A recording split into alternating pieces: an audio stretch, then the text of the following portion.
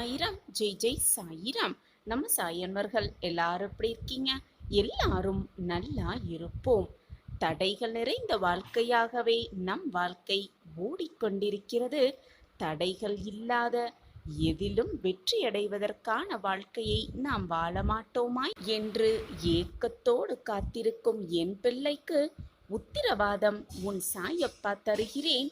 இதை கேட்கும் போதே மிகப்பெரிய தடை ஒன்று உன் வாழ்க்கையை விட்டு அகலும். இதற்கு உன் சாயப்பா நானே பொறுப்பு. இதோ உனக்கான வேலைகள் எல்லாமே முடிந்துவிட்டது. இனி தடை பெற்ற காரியமெல்லாம் உனக்கு சாதகமாகவே முடியும். உனக்கு சாதகமாகவே நிகழும்படி நான் பார்த்து செய்வேன். நானே முன் நின்று எல்லாமே உனக்கு நடத்தி வைப்பேன். இனி நீ நினைத்தது எல்லாமே உனக்கு சாதகமாகவே முடியும். அதற்கு நான் உனக்கு உத்திரவாதம் தருகிறேன். நம்பிக்கையில்தான் நல்ல வாழ்க்கையே அடங்கியிருக்கிறது. நம்பிக்கையுடன் செய்யப்படும் செயல்கள் எல்லாமே நன்மையாகவும் வெற்றிகரமாகவும் முடியும் என்பதுதான் உண்மையிலும் உண்மை. இறைவனிடத்தில் வேண்டுதல் வைக்கும் போதே நம்பிக்கையையும் முழுமையாக இருந்தால் வேண்டுதல் வேண்டியபடி நடக்கும் என்பதுதான் நிதர்சனமான உண்மை. ஆனால் மனிதர்களுக்குள் நம்பிக்கை என்பது உறுதியாக இருக்க வேண்டும். ஒருவன் முன்னால் நான் வெற்றி பெறுவேன் என்று பிறர் மீதோ மற்றவற்றின் மீதோ முழுமையாக வைக்கப்படும் போது அந்த நம்பிக்கையின் ஆயுளும் வெற்றியும் கேள்விக்குறியாக மாறிவிடுகிறது. ஒரு ஊரில் வில் வித்தையில் சிறந்து விளங்கும் வீரன் ஒருவன் இருந்தான். அவனுடைய வில்லின் மீது அபார நம்பிக்கை அவனுக்கு. குறி தவறாமல் எய்துவதில் அவன் முதன்மையானவனாக இருந்ததால் அவனுக்கு கர்வமும் அதிகமாகவே இருந்தது. ஒரு முறை அந்த ஊருக்கு முனிவர் ஒருவர் சீடர்கள் படை சூழ வந்திருந்தார். இவனுடைய திறமையை கேள்விப்பட்டு இவனை காண விரும்பினார். அவன் வந்ததும் அவனை பாராட்டினார். இளம் வீரனுக்கு கர்வம் தாங்கவில்லை. நீங்கள்தான் பல கலைகள் கற்றுத் தருகிறீர்களே, என்னோடு போட்டியிட உங்கள் சீடர்கள் யாரேனும் தயாராக இருக்கிறார்களா என்று சவால் விட்டான். முனிவர் சற்று நேரம் அமைதியாக இருந்தார். சீடர்களும் முனிவர் முகத்தையே பார்த்து கொண்டிருந்தார்கள். பிறகு உன்னளவுக்கு அவர்கள் சிறந்து இருப்பார்களா என்று தெரியவில்லை. ஆனால் முயற்சி செய்ய சொல்கிறேன் என்றார். போட்டிக்கு நாளும் குறித்தார்கள். போட்டி நாளும் வந்தது. இளம் வீரனும் சீடனும் சரிசமமாக தங்கள் திறமையை நிரூபித்தார்கள். இறுதியில் தூரத்தில் ஒரு பொம்மையை நிற்க வைத்து அதன் கண்களை குறிவைத்து தாக்க வேண்டும் என்று முடிவு செய்தார்கள். இளம் வீரன் பொம்மையை குறிப்பார்த்து வில் அம்பு எய்தினான். அதைத் தொடர்ந்து அந்த அம்பையும் இரண்டாக பிளக்க செய்தான். அதை பார்த்த அனைவரும் அவனை ஆஹா ஓஹோவென்று பாராட்டினார்கள். வீரனுக்கு பெருமை தாங்கவே முடியவில்லை. அவனை பாராட்டிய முனிவர் இன்னும் ஒரு போட்டியை வைக்கிறேன் என்றார். அனைவரும் அந்த ஊரின் மலை அடிவாரத்தில் கூடினார்கள். ஓரத்தில் ஆறு ஒன்றும் இருந்தது. மலையையும் ஆற்றையும் இணைக்கும் வகையில் ஒரு சிறிய கயிற்று பாலம் கட்டப்பட்டிருந்தது. முனிவர் தன் சீடனை அதில் நின்று தூரத்தில் இருக்கும் மரத்தின் கனியை குறிப்பார்த்து அடிக்கச் சொன்னார். சீடனும் தன்னுடைய குரு சொன்னதை கேட்டு அதன்படியே செய்தான். அடுத்து உன்முறை என்றார் முனிவர். இளம் வீரனிடம் வேகமாக வந்த இளம் வீரன் அந்த கயிற்று பாலத்தில் நின்றான். கீழிருந்த ஆற்று நீரும் எப்போது கயிறு அழுந்து விழுமோ என்ற பயமும் அவனை அச்சுறுத்தியது. அவ்வளவு தூரத்தில் இருக்கும் கனியை குறிவைக்கும் போது கீழே விழுந்து விட்டால் என்னும் பயமே அவனுக்கு உதறலை கொடுத்தது. என்னால் முடியாது என்று வந்தே விட்டான் இளம் வீரன். முனிவர் அவரை தட்டி கொடுத்தார். உன்னால் முடியாது என்று யார் சொன்னது? உனக்கு உன் மீதிருந்த நம்பிக்கையை விட வில்லின் மீதிருந்த நம்பிக்கைதான் அதிகம். அதனால்தான் உன்னால் குறியை சரியாக அடிக்க முடியவில்லை. முதலில் உன் மீது நம்பிக்கை வை, அதுதான் உன்னை ஜெயிக்க வைக்கும் என்றார். இளம் வீரன் உண்மையை உணர்ந்தது போல் அவரிடம் மன்னிப்பு வேண்டினான். அறிவுரை அவனுக்கு மட்டுமல்ல, எல்லோருக்கும் தான். முதலில் நம்மீது நம்பிக்கை வைக்கலாம். நம்பிக்கையே நல்லதை கொடுக்கும். நம்மீது நம்பிக்கை வைத்தால் எதையுமே சாதித்து விடலாம். வெற்றிகரமாக சாதித்தே காட்டலாம். நாம் எப்படி நடக்கிறோம் என்பது முக்கியமல்ல, மெதுவாக மிதந்தாலும் சரி, வேகமாக விரைந்தாலும் சரி, எடுத்து வைக்கும் ஒவ்வொரு காலடியும் தன்னம்பிக்கை என்ற ஒன்றின் மீது முன்னோக்கி இருக்க வேண்டும். அப்பொழுதுதான் வெற்றியை மிக சுலபமாக சந்திக்கலாம். வாழ்க்கையில் ஜெயிக்க வேண்டுமென்றால் முதலில் உன்னை இழிவாக நினைப்பவர்களை, உன்னிடம் என்றுமே குறை மட்டும் காண்பவர்களை உன் வாழ்க்கையிலிருந்து ஒதுக்கிவிடு. அதுவே வாழ்க்கையில் நீ ஜெயிப்பதற்கான மிகப்பெரிய ஊன்றுகோலாகவே இருக்கும். நம்பிக்கை என்ற சொல்லே போதும் வாழ்க்கையில் பல வெற்றிகளை நமது வசமாக்கி கொள்ளலாம். அப்பாவின் ஆசிர்வாதத்தோடு. நாட்கள் நகர நகர, நாட்கள் செல்ல செல்ல உன் மனதில் இருக்கும் பயம் குறைந்த பாடில்லை, அதிகரித்து கொண்டுதான் இருக்கிறது. நான் என்னதான் உனக்கு நல்ல வாக்குகளையும் அறிவுரைகளையும் கூறிக்கொண்டே இருந்தாலும், அதை தினமும் நீ கேட்டுக்கொண்டே இருந்தாலும் உன் மனம் மட்டும் ஒரு இடத்தில் இருப்பதே இல்லை. பிரச்சனைகளும் உனக்கான கஷ்டமான சூழ்நிலைகளும் உன்னை சுற்றி சுழலிக் கொண்டிருக்கிறது. அதிலிருந்து வெளியே வர முடியாமல் நிர்கதியாய் நிற்பது போல நிற்கிறாய். நீ என்னிடம் விரும்பி கேட்டது எதுவுமே நடப்பது போல தெரியவே இல்லை. இப்படியே வாழ்க்கை நகர்ந்து கொண்டிருந்தால், இப்படியே நாட்களும் சென்று கொண்டிருந்தால் எதுவுமே முடியாது, எதுவுமே தொடங்கவும் தொடங்காது. வாழ்க்கையே அஸ்தமனமாகிவிடும் என்று பதப்பதப்போடு பயந்து கொண்டிருக்கிறாய். நீ ஒன்றை தவறாக புரிந்து கொண்டிருக்கிறாய். எதுவுமே இதுவரை முடிந்து விடவும் இல்லை. இப்பொழுது உனக்குள் நடக்கும் சூழ்நிலைகளும் சந்தர்ப்பங்களும் உனக்கான போராட்டங்களும் உன்னுடைய முடிவுக்கானவையும் அல்ல. நடப்பது அனைத்துமே உன் வாழ்க்கையில் ஆரம்ப புள்ளிதான். உன் வாழ்க்கை வெற்றி அடைவதற்கான ஆரம்ப புள்ளியாகத்தான் இது இருக்கிறது. உன்னுடைய விதி மாறும் தருவாயில் நீ நின்று கொண்டிருக்கிறாய். அதனால்தான் இப்பொழுது நான் கூறும் வாக்குகளையும் அறிவுரைகளையும் உன்னால் கேட்டுக்கொண்டு இருக்கிற முடிகிறது. உன் விதி மாறும் தருவாயில் நீ இருப்பதால் தான் இவ்வளவு வேதனைகளை சுமந்து கொண்டிருக்கிறாய் உன் மனதில். உன் வலியெல்லாம் தீரும் நேரம் நெருங்கிவிட்டது. உன் ரணங்களெல்லாம் மறையும் நேரமும் உன்னை நெருங்கி இருக்கிறது. இப்பொழுது இருக்கும் சூழ்நிலைகள் எல்லாம் உன் வாழ்க்கையை அடுத்த கட்டத்திற்கு நகர்த்ததான் என்பதை தீர்க்கமாக நம்பு. அதற்கான அடித்தளம்தான் இத்தனை பிரச்சனைகளும் இத்தனை சோதனைகளும் உன் வாழ்வில் நிகழ்ந்து கொண்டிருக்கிறது. ஒன்றை நன்றாக புரிந்து கொள். விதி என்றால் என்ன? அதனை எப்படி வெல்வது? விதி எங்கே இருக்கிறது? எதை விதைத்தோமோ அதைதான் உன்னால் அறுவடை செய்ய முடியும். உனது விதியை நீயேதான் வகுத்து கொள்கிறாய்.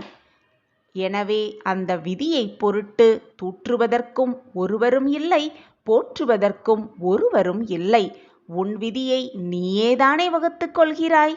காற்று வீசியபடிதான் இருக்கிறது எப்பொழுதும். பாய்மரங்களை விரித்து காற்றை தனக்கு சாதகமாக பயன்படுத்தி கொள்ளும் கப்பல்கள் தங்கள் வழியே முன்னேறி செல்கின்றன. ஆனால் பாய்களை சுருட்டி வைத்துள்ள கப்பல்கள் காற்றை ஏற்று பயன் பெறுவதே இல்லை. இப்படி அந்த பாய்மரங்களை வைத்து தன்னுடைய வேலையை செய்து கொள்ளும் அந்த கப்பல்கள் நினைக்குமா இது காற்றினுடைய குற்றம் என்று? அதனால் நீ வகுத்து கொண்ட விதியின் வழியில் நீ செல்வதால் அதை வெல்வது என்ற பேச்சுக்கே இடமில்லை. ஏனென்றால் அந்த விதியையே நீதானே வகுத்திருக்கிறாய். பின் அதை வெல்வது எப்படி, அதை வீழ்த்துவது எப்படி என்ற பேச்சு நியாயமாகுமா? வெற்றி பெறும் தகுதி இந்த உலகத்தில் உள்ள எல்லோருக்குமே உண்டு. வெற்றிக்கு ஆசைப்படுபவர்கள் தேவையில்லாத விஷயங்களை பற்றி அலட்டிக் கொள்வதில் தன்னுடைய சக்தியை சிதறவிடக்கூடாது. அமைதியுடனும் ஆண்மையுடனும் ஆக்கப்பூர்வமாக பணிகளில் ஈடுபட வேண்டும். அப்படி ஈடுபட்டால் வெற்றியை மிக சுலபமாக அடையலாம். யார் ஒருவர் எதை பெறுவதற்கு தகுதியுடையவராக இருக்கிறாரோ அதை அவர் பெறாமல் தடுத்து நிறுத்துவதற்கு இந்த பிரபஞ்சத்தில் உள்ள எந்த சக்தியாலும் முடியவே முடியாது. இதுதான் உண்மையிலும் உண்மை. எல்லா சந்தர்ப்பங்களையும் நான் உன்னை அன்போடு அரவணைத்துக் கொண்டுதான் வருகிறேன்.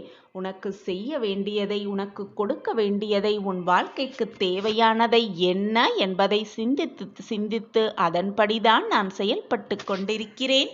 சரியான நேரத்தில், தக்க சமயத்தில் நான் உனக்காததை செய்வேன். அதுவரை சற்று பொறுமையாகத்தான் நீ இருக்க வேண்டும். என் மீது நீ முழு நம்பிக்கையாக இருக்கும் பொழுது உனக்கான் என் நியாயத்தை நான் உனக்கு செய்யாமல் விடுவேனா? இதுதான் நீ உன் சாயப்பா மீது வைத்திருக்கும் நம்பிக்கையா? இதுதான் உன் சாயப்பா மீது நீ வைத்திருக்கும் அன்பா? உன் சாயப்பா பற்றி முழுமையாக அறிந்திருந்தும் உனக்குள் ஏன் இந்த கேள்வி? நீ இது நாள் வரை இழந்த அனைத்தையும் மீண்டும் பெறுவாய். அதற்கு நான் உனக்கு துணையாக எப்பொழுதுமே இருப்பேன். அதற்கு நானே பொறுப்பு. நீ விரும்பியது அனைத்தும் உனக்கு தாமதமாகிறது என்றால் அதற்கு உன்னுடைய விதிதான் காரணம், உன்னுடைய கர்ம வினைதான் காரணம். அந்த கர்ம வினையும் நீயே ஏற்படுத்தி கொண்டதுதான், அந்த விதியும் நீயே வகுத்து கொண்டதுதான். எனவே உன் கர்ம வினையை நீ கழித்துதான் ஆக வேண்டும். உன் விதியையும் நீ போராடி வென்றுதான் ஆக வேண்டும். யாரும் உன் வாழ்க்கையை வாழ முடியாது. யாருக்காகவும் நீ உன் வாழ்க்கையை விட்டுத்தரவும் முடியாது. உன் வாழ்க்கை உனக்குத்தான். உனக்கு வரும் சோகங்களும் இன்பங்களும் துக்கங்களும் சோதனைகளும் சந்தோஷங்களும் நீதான் அனுபவித்தாக வேண்டும். உனக்காக மற்றவர்கள் உன் வாழ்க்கையை வாழவே முடியாது. இதுதான் உண்மையிலும் உண்மை. மனம் என்பது எப்பொழுதுமே எதையாவது சிந்தனை செய்து கொண்டே இருப்பதால் எதை பற்றியுமே சிந்தித்து செயல்படாமல், தேவையான முடிவுகளை எடுக்க முடியாமல், நல்ல முடிவுகளை தகுந்த நேரத்தில் எடுக்க முடியாமல் மனம் அலைப்பாய்ந்து கொண்டே இருக்கிறது. குறிப்பாக சின்ன சின்ன விஷயங்கள் நடக்கும் பொழுது அதை பெரிதுபடுத்தி பெரிதாக பார்ப்பதுதான் மனித மனதின் இயல்பு. எதையுமே சுலபமாக கடந்து போக கற்றுக்கொள். எப்பொழுதாவது யாராவது உன்னை திட்டிவிட்டார்களோ அல்லது இழிவாக பேசிவிட்டார்கள் என்றால் அவர்களுக்கு பழிவாங்க வேண்டும், அவர்களை திட்ட வேண்டும் என்ற சூழ்நிலையில் நீ இல்லாத பொழுது, அவர்களை எதிருக்கு எதிராக நின்று பேச முடியாத சூழலில் நீ சிக்கி தவிக்கும் பொழுது உன் மனமானது அந்த விஷயத்தை பெரியப்படுத்தி அவர்களை திட்டுவது போல, அடிப்பது போல ஒரு கற்பனையை உன் மனதிற்குள் உருவாக்கி அந்த நிமிடத்தில் உன்னை சாந்தப்படுத்தும். அதுபோல உன் மனம் எப்பொழுதுமே உன்னை நிம்மதியாக்கும் வழியை தேர்ந்தெடுத்து செய்து கொண்டிருக்கும். அதே போல உன் மனதில் இருக்கும் உன் சாயப்பாவும் உனக்கு எது நல்லது, உன் வாழ்விற்கு எது நல்லது, உன் மனதிற்கு எதை செய்தால் அது நிம்மதி கிடைக்கும், உன் வாழ்விற்கு எது செய்தால் அது உன் முகத்தில் ஆனந்தத்தை கொடுக்கும் என்பதை பார்த்து பார்த்து நானும் ஆவலோடு அதை செய்து கொண்டே இருக்கிறேன்.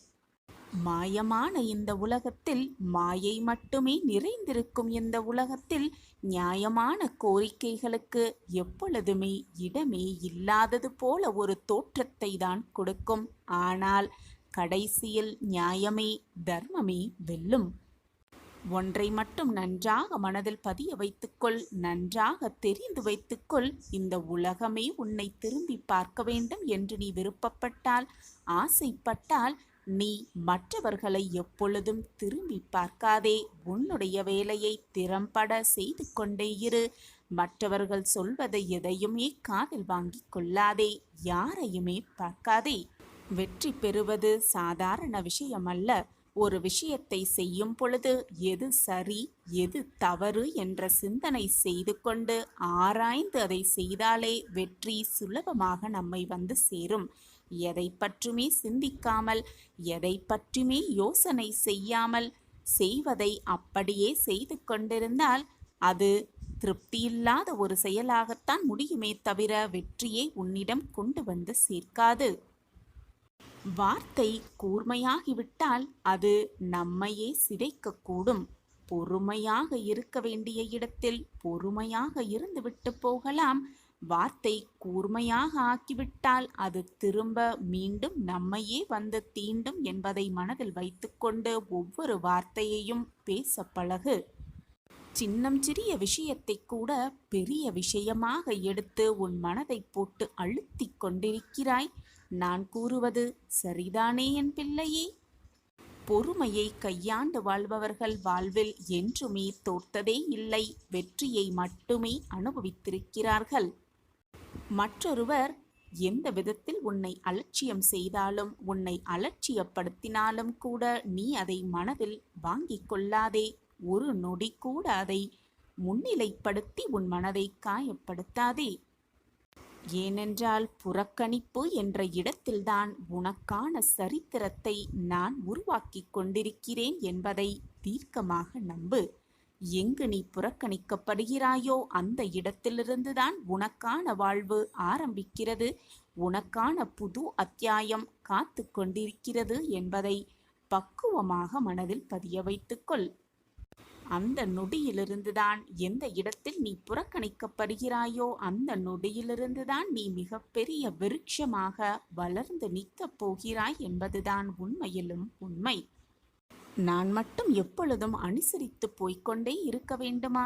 மற்றவர்கள் அவர்கள் வேலையை செய்து கொண்டுதான் இருப்பார்கள். ஆனால் நான் மட்டும் எப்பொழுதும் அனுசரித்து போய்கொண்டே இருக்க வேண்டுமா என்று மட்டும் நினைக்காதே. அப்படி நினைக்கும் பொழுது உன் எதிரில் உள்ளவர்கள் சண்டை சச்சரவு என்று நினைத்து கொண்டிருப்பார்கள். அப்பொழுது அவர்களுக்கு நேர் மாறாக நீ சகித்து கொள்ள பழகிக்கொண்டால், அனுசரித்து போக பழகிக்கொண்டால், பொறுமையாக இருக்க கற்றுக்கொண்டால் அதுவே உன் வாழ்விற்கு கவசமாக உன்னை தாங்கி நிற்கும். அமைதியாக இருந்து கொண்டு உன் மனதை நீயே தியானமாக வைத்துக்கொள். உன் மனம் பூங்காவனமாக மாறிவிடும். உன் வாழ்வே சோலைவனமாக உனக்கு திரும்பி நிற்கும். உன்னுடைய கோபங்கள், ஆதகங்கள், வெறுப்புகள், பிரச்சனைகள் எல்லாமே உன் முன்னாக அந்த அமைதியாக நீ இருக்கும் சூழ்நிலையில் உன்னிடம் அவைகள் அனைத்துமே மண்டியிட்டு உன்னை விட்டு விலகிவிடும். உன் மனம் பூங்காவனமாக மிக அமைதியான சூழ்நிலையில் தழும்பி நிற்கும். இவையெல்லாம் உன்னை விட்டு விலகினாலே உனக்கிருக்கும் துன்பங்கள் அனைத்துமே சரி பாதியாக உன்னை விட்டு விலகிவிடும். வாக்குவாதமோ சண்டையோ கோபமோ எதற்குமே ஒரு தீர்வு அல்ல.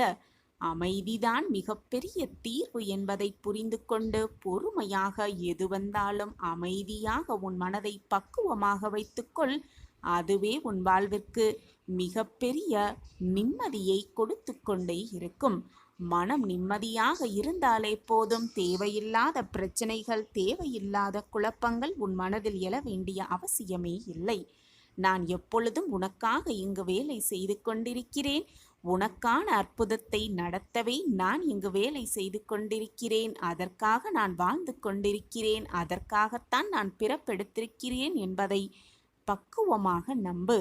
வாய்ப்பு வரும் பொழுது அதை சரியாக பயன்படுத்திக்கொள். வாய்ப்பை தவற விட்டுவிட்டு பின் எனக்கான நல்லதை நடத்தி காத்துங்கள் சாயிநாதரே, நடத்தி தாருங்கள் சாயிநாதரே என்று மீண்டும் என்னிடமே வந்து புலம்பாதே. நீ இப்பொழுது செய்து கொண்டிருக்கும் செயல் உன்னுடைய எதிர்காலத்தை கட்டி அமைத்து கொண்டிருக்கிறது என்பதை எப்பொழுதும் மறந்து விடாதே. எது நடந்தாலும் கோபக்கொள்ளாதே, கோபம் படவே படாதே. பொறுமையாக இருப்பதற்கு தான் தைரிய வேண்டும். கோபமாக இருப்பதற்கு எந்த தைரியமும் யாரிடமும் இருக்க வேண்டிய அவசியமில்லை. யார் வேண்டுமானாலும் கோபப்படலாம். ஆனால் பொறுமை சில பேர் மட்டும்தான் இருக்கும். அது உன்னிடம் இருக்கிறது. உனக்காக யாருமே இல்லை என்று ஒரு பொழுதும் நினைத்து விடாதே. யார் சாயிலாவது நான் உன் அருகில் வந்து எப்பொழுதுமே நிற்பேன். வாழ்க்கையில் கொஞ்சம் புதிராக இருந்து பார். எல்லாவற்றுக்கும் உன்னையே தேடுவார்கள். ஆனால் அனைத்திற்கும் தெளிவாக வாழ்க்கையில் இருந்து பார்த்தால் சிலவற்றுக்காக மட்டுமே உன்னை தேடுவார்கள். நடந்து கொண்டிருப்பதையும் உன் வாழ்வில் நான் நடத்தி கொண்டிருப்பதும் எல்லாமுமே உன்னில் இருக்கும் நான் தான் என்பதை நீ விளங்கிக் கொண்டால் நிச்சயமாக நீ நினைக்கும் நேரத்தில் என்னை உன்னால் பார்க்க முடியும். நான் தான் எல்லாமுமே, என்னால் எதையும் சாதிக்க முடியும் என்ற நான் என்ற அகங்காரத்தை நீ விட்டொழித்தால் அடுத்த நொடியே நான் உன் கண்முன் வந்து நிற்பேன். ஆத்மஸ்வரூபமாக நான் உன் அருகில் இருப்பேன். கடவுள் உனக்கு கஷ்டத்தை கொடுக்கும் பொழுது கலங்கி விடாதே. கஷ்டம் வந்து விட்டதே நம் வாழ்க்கையில் என்று துவண்டு விடாதே. கஷ்டம் வருவதே உனக்கு சந்தோஷத்தை கொடுப்பதற்காகத்தான் என்பதை புரிந்து கொள். கஷ்டத்தில் உனக்கு கிடைக்கும் அறிவுரைகளையும் அந்த கஷ்டத்தினால் உன் வாழ்க்கையில் நீ புரிந்து கொண்ட சூழ்நிலையாலும் தான் உன் வாழ்க்கையில் பல மாற்றங்களும் பல அற்புதங்களும் பல ஏற்றங்களும் நிகழும் என்பதை தெளிவாக புரிந்து கொள். இறைவன் உனக்கு கஷ்டத்தை கொடுப்பதற்கு உனக்கு உன்னை சோதிப்பதற்கல்ல. எவ்வளவு கஷ்டங்களை உன்னால் தாங்கிக் கொள்ள முடியும், அந்த கஷ்டத்தையெல்லாம் மீண்டு எப்படி நீ வருகிறாய் என்பதை பார்ப்பதற்காகத்தான் கஷ்டம் உன்னை தேடி வருகிறது. எனவே கஷ்டம் வந்துவிட்டதே என்று கலங்காதே. அந்த கஷ்டத்தை எப்படி எதிர்நோக்கி தைரியமாக முன்னேற வேண்டும் என்ற சிந்தனை மட்டுமே உன் மனதில் இருந்தால் நீ நினைப்பதற்கு மேலாக உன் வாழ்க்கையில் பிரகாசத்தை காணலாம். மற்றவர்கள் வாழ்வை பார்த்து ஏக்கப்படாதே. உன்னிடம் என்ன இருக்கிறதோ அதை பார்த்து சந்தோஷமாக இருக்க கற்றுக்கொள். உன்னிடம் இருப்பது உன் வாழ்க்கைக்கு மிக சந்தோஷமாகவும் இருக்கும்படி பார்த்துக்கொள்.